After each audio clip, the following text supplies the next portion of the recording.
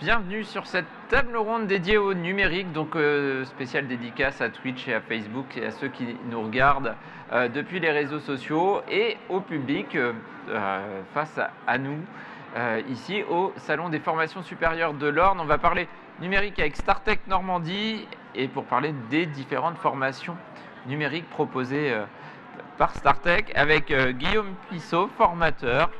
Bonjour Guillaume. Bonjour. Héloïse Cellier, étudiante. Comment on dit chez StarTech du coup? Étudiante Bonjour, apprenti. Apprentie, c'est bien aussi. Et Émilie Parfait qui est coordinatrice à Polivia. Bonjour. Bonjour. Question traditionnelle pour ceux qui nous écoutent depuis ce matin, cet après-midi. Et question d'introduction, qu'est-ce que vous vouliez faire quand vous étiez petit? Alors en fait, je savais pas trop, mais je savais que je voulais faire de l'informatique, mais c'était un peu flou. Mais de l'informatique. Donc voilà. Moi, j'ai toujours voulu travailler dans le domaine créatif. J'ai toujours bricolé et là, ça me permet de développer des compétences sur le graphisme, sur le web. Alors moi, pour moi, donc je suis maître d'apprentissage, donc je suis pas la personne formée sur cette formation, mais du coup, je suis plus vouloir travailler dans l'enseignement. Ça m'a toujours motivée. D'accord. Alors Guillaume, peut-être pour toi d'abord, question, est-ce qu'il y a des prérequis pour rentrer en formation chez StarTech? Vous avez des formations supérieures, mais est-ce que pour venir chez vous, on a besoin de passer par Parcoursup? Alors nous, non, on passe pas par le site Parcoursup, etc. Mais en fait, il n'y a pas forcément de prérequis. C'est-à-dire qu'au premier abord, on peut se dire c'est du numérique, il faut être bon en maths, il faut voilà, ce genre de choses. Il faut coder. Il faut coder. Alors, si on veut faire développeur, il faut coder. Si on veut faire la formation assistant web marketing comme Héloïse, bah, il faut coder un petit peu aussi, mais c'est pas un prérequis, on peut faire sans. Mais si on veut faire développeur, c'est mieux. Après, le prérequis, j'ai envie de dire que c'est d'être passionné, d'aimer le web, le numérique, et d'en vouloir. Après, on peut aussi avoir des gens qui sont littéraires. C'est un profil qui est très recherché dans le web, parce qu'en fait, tout simplement, partout sur le web, c'est de l'écriture. Et donc, c'est vrai que si vous savez écrire, que vous aimez le web, ben, la porte est ouverte aussi, quoi. Et même les podcasts et même la vidéo, c'est de l'écriture, il paraît. Exactement. Héloïse, comment t'es arrivée chez StarTech Normandie en formation? Voilà. Moi, en fait, à l'origine, je suis de formation infographiste en données print, donc c'est-à-dire tout ce qui est des flyers, des cartes de visite, du marquage de véhicules, et j'avais pas la dimension web. Donc, j'ai voulu me former là-dessus et surtout aussi sur le marketing, savoir comment vendre. Et j'ai contacté, enfin, on m'a parlé de la StarTech et après, j'ai contacté l'école et en regardant sur le site tout ça, ça m'a intéressée et donc je suis partie dans l'aventure. Alors pourquoi tu as choisi cette école-là en particulier? Il y en a peut-être d'autres. Parce qu'on me l'a conseillé et puis ce que j'ai lu sur le site et surtout le relationnel que j'ai eu avec les personnes à la StarTech m'a convenu. Alors tu disais que tu étais en apprentissage, tu es dans quelle structure aujourd'hui et qu'est-ce que tu y fais? Alors moi je suis en apprentissage au sein de Polivia Formation à Alençon. Et en fait, je fais pas mal de choses, parce que ce qu'on apprend en web marketing, c'est qu'on a un peu le couteau suisse, on travaille sur plein de domaines, et je peux faire de l'emailing, du suivi d'indicateurs au niveau marketing, de la création de visuels, voilà, plein de choses comme ça. Et donc ta maître de stage, c'est donc Émilie? Oui, voilà, c'est ça. Si j'ai bien suivi. Non, c'est pour éviter les problèmes après quand je pose des questions un peu indiscrètes sur les salaires, tout ça. Et donc, Émilie, qu'est-ce qui vous a poussé à prendre quelqu'un en alternance de chez StarTech? Pourquoi ce profil de web marketing au final? Alors moi, je recherchais une personne qui allait pouvoir travailler avec moi sur les enjeux de recrutement de nouveaux apprenants. Donc nous sommes un centre de formation par apprentissage également. Donc on a déjà la fibre sur l'alternance. Et du coup, la formation proposée par StarTech me plaisait bien puisqu'il y avait à la fois le rythme d'alternance qui était intéressant, c'est-à-dire Héloïse est dans nos murs 3 jours par semaine, donc ça c'est très bien par rapport à ce que je recherchais. Et puis les compétences développées correspondaient, donc le côté couteau suisse évoqué par Héloïse voilà, me plaisait bien. Et puis on a pu rencontrer plusieurs candidats et on a retenu Héloïse voilà, avec son parcours qui était très intéressant aussi en amont. Donc ça c'est une spécificité StarTech, c'est pas toujours le cas en apprentissage, c'est du 3 jours 2 jours. Donc 3 jours en entreprise, 2 jours chez StarTech. C'est le cas pour toutes les formations, Guillaume ou... Alors non, c'est pas le cas pour toutes les formations, mais on essaie toujours effectivement d'avoir un temps en entreprise qui soit suffisamment conséquent et qui convienne à tout le monde. Pour une formation, pour cette formation, c'est le cas. Pour des formations, par exemple en développement, on va avoir peut-être un temps plus long au début d'apprentissage, et après, ils vont rejoindre leur entreprise. Puisque on a souvent besoin d'avoir, en développement, il faut avoir des bases en communication, en web marketing aussi, mais on peut plus facilement apprendre en entreprise et progresser plus rapidement en entreprise, alors qu'en développement, il y a des bases nécessaires. Le développement, c'est le codage. Le codage, le développement d'applications. Les formations chez StarTech, il y en a plusieurs. C'est quel niveau, quel type de formation? Parce qu'il y a web marketing, mais il y en a d'autres. Ouais. Alors nous, chez StarTech Normandie, on va du bac plus 2 au bac plus 3. On a un cycle web marketing, où donc on peut débuter après le bac, faire un bac plus 2 assistant web marketing, comme Héloïse. Et puis après, on peut enchaîner avec un bac plus 3 concepteur, réalisateur web et digital. Donc assistant web marketing, ce que disait Héloïse, c'est un peu le couteau suisse. On va avoir un petit peu le community management, l'emailing, donc YouTube, les réseaux sociaux, Facebook, etc. On va aussi faire de la publicité sur Internet, la création de sites web, un petit peu de codage puisque c'est la base du web, et puis animer en fait la présence d'une entreprise sur Internet. C'est un peu ça, et puis tout ce qui est forcément de la prospection et autres. Et ensuite, on a la formation développeur d'applications qu'on lance cette année et qui donc a pour but de former des développeurs d'applications. Et là, il s'agit d'un bac plus 2. C'est uniquement des formations en apprentissage? Alors, il y a des formations en apprentissage. On peut aussi avoir un contrat de professionnalisation et suivre la formation en alternance. Et il arrive aussi qu'on ait régulièrement des étudiants qui financent par eux-mêmes la formation. Alors Héloïse, ta journée type chez StarTech, il n'y en a pas peut-être? Au niveau des cours, on a vu que c'était très très divers. Ça donne un large panorama sûrement du numérique au final. Il n'y a pas vraiment de journée type puisque ça dépend du sujet qu'on va travailler. On va avoir des cours très théoriques comme le droit du digital, tout ça, c'est apprendre des choses basiques. Et à côté de ça, on va avoir des cours comme le code justement où d'abord il faut qu'on ait un peu de théorie et après on fait beaucoup de pratique pour intégrer ce qu'on a vu en théorie. Parce que si on ne pratique pas, on ne va pas retenir. C'est quoi le ratio entre théorie et pratique? On fait beaucoup de pratique. Un ratio, c'est un pourcentage. Beaucoup, c'est quoi beaucoup? J'aurais pas de pourcentage vraiment à dire, mais... Demander aux formateurs dans ces cas-là. Ouais, voilà, mais... 80-20. Ouais, et c'est vrai que c'est vraiment ce qu'il faut, la pratique, parce que sinon, comme l'apprentissage, moi je connaissais pas l'apprentissage à l'origine, et c'est génial, puisqu'on peut... utiliser ce qu'on apprend en cours le vendredi, le samedi, le jeudi et le vendredi, et le lundi, mardi, mercredi après, on fait ça en entreprise, quoi. Ça se ressent, ça, Émilie, les nouvelles acquisitions? Est-ce que ça amène des nouvelles choses finalement avec l'apprenti? Oui, complètement. On a vu par exemple sur certains sujets, Héloïse a pu devenir force de proposition en fait sur des thématiques sur lequel elle va monter en puissance, le web sourcing par exemple de personnes ou d'intervenants. Voilà, ça fait partie des sujets sur lesquels on voit vraiment le parallèle entre la montée de compétences à l'école et ce qui est fait en entreprise et qui concourt aussi au développement des compétences. Voilà. Alors, est-ce que après les formations aujourd'hui chez StarTech, est-ce qu'on a visibilité des différents métiers qui sont faits après web marketing? Est-ce qu'on rentre tout de suite dans l'emploi parce qu'on est quand même sur quelque chose de très professionnalisant? ou est-ce que certains vont prolonger? Est-ce qu'on a des retours en fait de ce que font les gens après? Alors oui, on a des retours et ils sont très variés.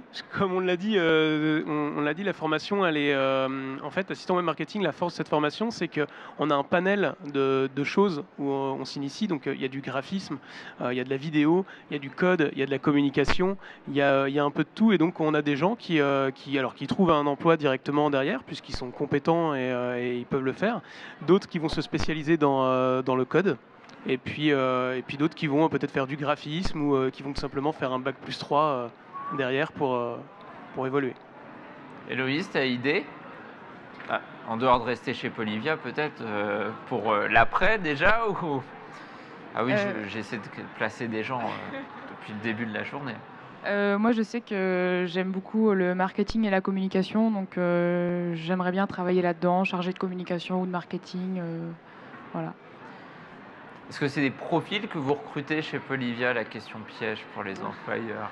Ah, c'est pas la question piège, non. Et, alors, en contrat d'apprentissage, on a aussi des entretiens professionnels, hein, comme tout salarié, parce que ce sont des salariés. Et, on a échangé avec Héloïse ensemble et elle sait déjà qu'on peut lui proposer un poste après son alternance. Donc, c'est plutôt positif. Oui, c'est très positif. Non, mais les compétences, on a bien ciblé, donc c'est très bien.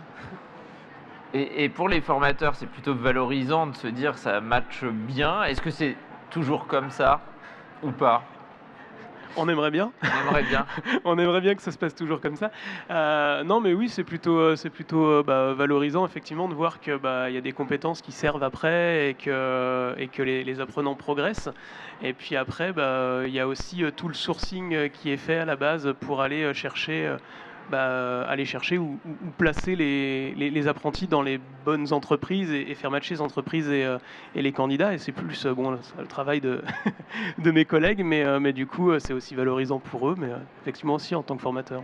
La formation, elle évolue tous les combien? 3 mois, 6 mois, 2 heures?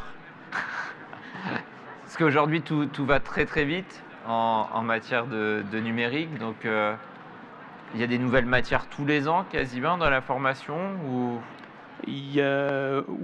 Oui, en fait, quand on y pense, oui, il y a des... Alors, c'est pas réellement des nouvelles matières, mais on va avoir peut-être un nouveau réseau social qui va apparaître, une nouvelle pratique, des mises à jour, une évolution, etc. Et puis, on réagit aussi au retour des apprenants. On a la chance d'être un centre de formation de taille raisonnable, et donc, du coup, on peut plus facilement s'adapter. Et donc, effectivement, aux demandes des entreprises aussi.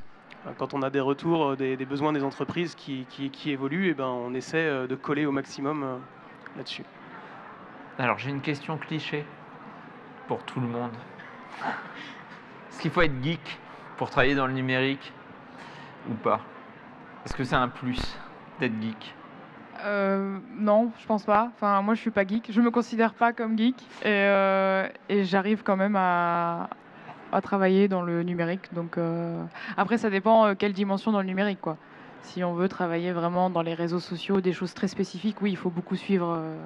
Mais sinon, il n'y a pas forcément obligation, quoi. Et au niveau de la parité dans les formations, est-ce qu'il y a une parité? Il y a plus de garçons, plus de filles? On l'a vu, hein, on a l'infirmière juste avant. Il n'y a que 15 garçons sur 70. Ça dépend beaucoup des promotions, en fait. Je sais pas combien il y a de filles actuellement. Ouais, mais vous êtes combien? 4. Je crois que là, il y a 4 filles dans la promo d'Héloïse. La promo d'avant, il n'y avait que des garçons. Et la nouvelle promo qui vient d'arriver, il n'y a que 3 garçons sur 15. Donc ça varie souvent. En fait, c'est selon les profils. C'est vrai qu'effectivement, souvent les profils techniques, on va avoir plus des hommes, des garçons, et puis après, on a un mix. On a des gens qui viennent de tous les milieux. On disait tout à l'heure, voilà, les prérequis, il n'y en a pas forcément, et donc on se retrouve avec des profils très différents, et c'est ça qui est aussi intéressant. Et c'est pas très genré sur les matières, on le disait, sur les trucs techniques de développeurs, souvent c'est très masculin, pourtant il n'y a pas forcément de... C'est des métiers qui sont ouverts à tout le monde. Oui, c'est ouvert à tout le monde et j'ai même envie de dire, quand on parle des community managers, par exemple, l'un des métiers qu'on peut faire après la formation, 69% des community managers sont des femmes.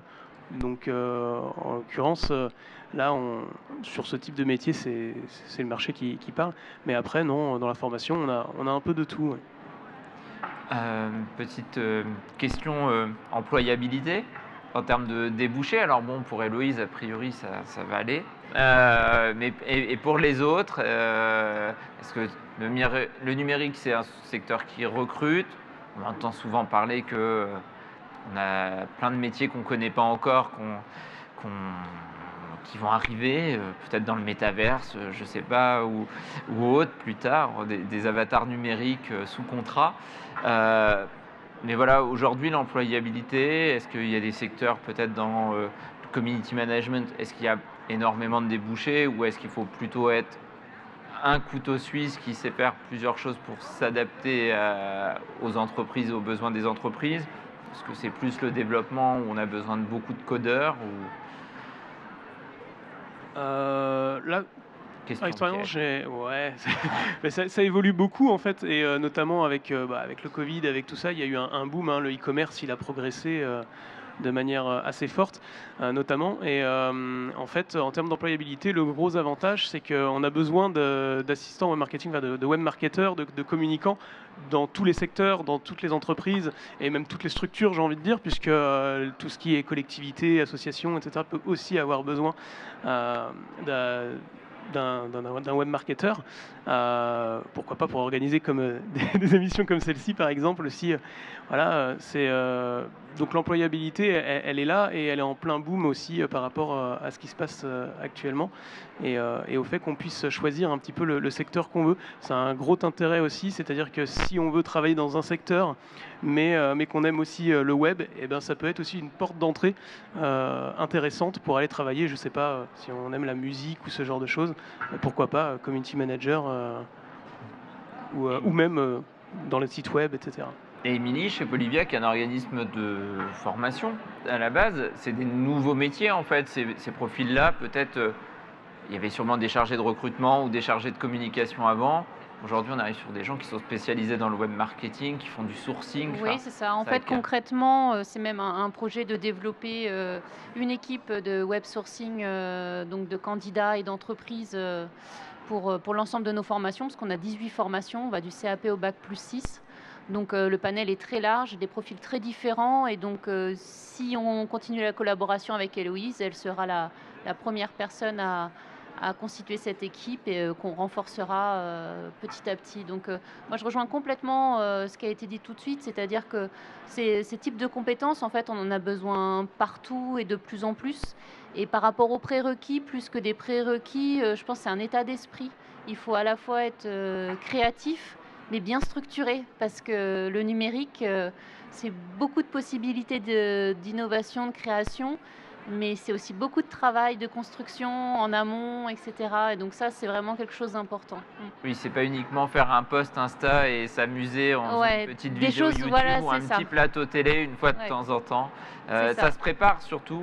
Il y a ce côté souvent qui paraît peut-être facile, parce que quand on voit des gens faire community manager, on n'imagine pas forcément la préparation qu'il peut y avoir derrière, que ce soit sur la préparation matérielle, que ce soit sur l'écrit. Je le disais tout à l'heure qu'on passait par l'écrit pour la vidéo et le podcast. C'est quelque chose qui s'apprend finalement. Alors il y en a qui ont plus de facilité que d'autres aussi, hein, mais on fait tous du numérique au quotidien aujourd'hui, mais en faire son métier, il y a quand même ce besoin de formation. Après, c'est un peu ce que je crois Héloïse disait. Moi j'ai fait du print et du papier, je suis graphiste, mais je ne suis pas web designeuse pour autant, quoi. C'est pas le même format et ça doit s'apprendre. Donc voilà. Le temps passant très vite. Je ne sais pas s'il y a des questions qui sont arrivées sur les réseaux. Non. Dans le public, il y avait des jeunes, je pense, qui sont partis sur vos stands, qui étaient intéressés par les métiers de community manager. Je vais vous laisser 30 secondes pour me convaincre de venir en formation chez vous à la rentrée. Alors, vous, la différence quand même, c'est qu'il n'y a pas de Parcoursup, je leur dis. C'est des entrées permanentes, c'est les entrées en formation, les promos, c'est quelle date, Guillaume? Parce que c'est quand même important. Alors, nous, on a des rentrées en septembre, octobre. Voilà, dans ces environs-là, les rentrées classiques. Hein. Ça nous arrive aussi d'avoir des rentrées en janvier, des rentrées décalées. Donc l'idée c'est que si vous avez un doute, eh ben, vous pouvez directement nous contacter, aller voir sur notre site internet, il y a les dates des prochaines rentrées et voilà. Donc là, les prochaines rentrées, ça va être effectivement en septembre. Super, et donc 30 secondes pour me convaincre. Alors, je suis un peu convaincu par les métiers du numérique en vrai, là où c'était plus dur. J'utilise peu. En fait. Pourquoi il faut venir à Startech Normandie et faire du numérique? Parce que tout simplement, on l'a dit, c'est un secteur où en fait, qui peut nous permettre de travailler un peu partout. Après, on peut choisir son secteur d'activité finalement à terme. Et il y a une multitude de compétences à apprendre. Si on est créatif, ça va nous intéresser. Si on est technique, il y a aussi une partie qui va nous intéresser. Si on est littéraire, eh ben, on va beaucoup avoir besoin de nous. et donc ça permet comme ça de mélanger des profils et c'est quelque chose d'intéressant. Héloïse, Émilie, si vous voulez rajouter des choses, c'est le moment. Comme l'a dit Guillaume, ce qu'il y a, c'est qu'on peut travailler dans divers domaines. Et surtout, en fait, à la Startech, moi, j'ai trouvé un accompagnement pour trouver mon entreprise et même à l'inscription, tout ça. Enfin, il y avait vraiment un suivi au top. Eh bien, merci. Si vous avez des questions, vous retrouverez Startech Normandie normalement sur les réseaux sociaux et en ligne. Vous devriez trouver ça facilement. Nous, on se retrouve dans quelques instants pour un prochain plateau sur l'espace Conf Express du Salon des formations supérieures. À tout de suite.